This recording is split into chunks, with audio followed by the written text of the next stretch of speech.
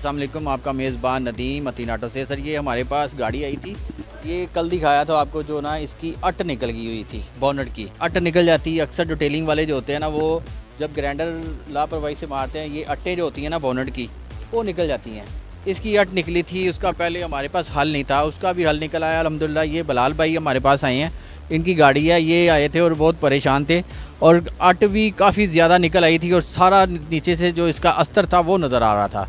एक तो सर यहाँ से ये जो बोनट की लाइन होती है, जो अट निकल आती है, इसके नीचे से ना अस्तर भी नज़र आ रहा था।